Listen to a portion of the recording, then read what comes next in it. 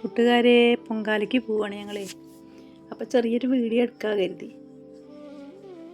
അപ്പോൾ അങ്ങനെ പൊങ്കാലൊക്കെ ഉണ്ടോ, പൊങ്കാലടുപ്പുകളാണ് അമ്പലത്തിൻ്റെ ഉള്ളിൽ. എൻ്റെ രസമല്ലേ കാണാൻ. പൊങ്കാല ഭയങ്കര ജനങ്ങളായിരുന്നു. അതിന് ഞങ്ങളൊപ്പമുള്ള ഒരാളെ കാണാനില്ല. അത് ഞങ്ങളവിടെ അനൗൺസ്മെൻറ്റ് ചെയ്ത് ആളെ കെട്ടി തിരക്കായിരുന്നു. പൊങ്കാലടുപ്പുകൾ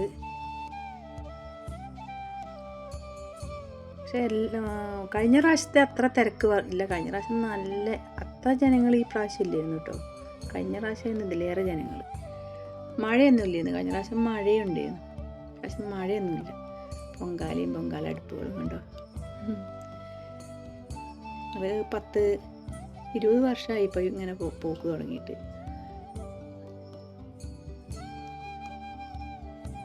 ഓരോരുത്തർ അടുപ്പിട്ട്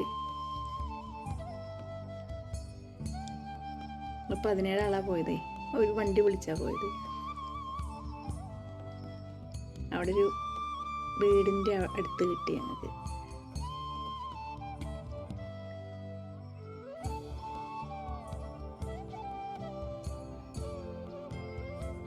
അരിയൊക്കെ ഇങ്ങനെ എടുത്ത് വെച്ച്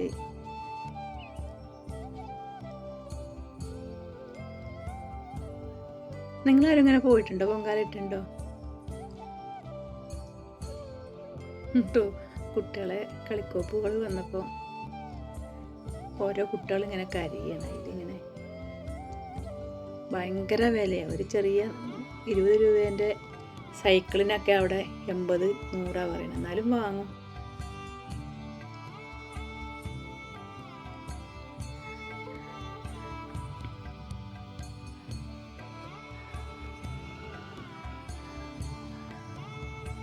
അവിടെ പ്രാർത്ഥന ചെല്ലൽ കഴിഞ്ഞ് അടുപ്പ്. അപ്പോൾ അതിൻ്റെ മുന്നേ ഓരോരുത്തർ കേൾക്കാതെ അതിൻ്റെ മുന്നേ അടുപ്പിൽ തീ കൂട്ടി.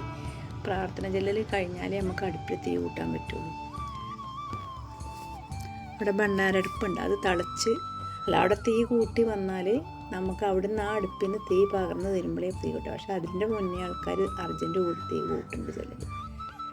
ഇങ്ങനെ പൊങ്കാല അടുപ്പത്ത് വെച്ച് തിളച്ച് പൊന്തി തൂകി ഇങ്ങനെ പോകണം.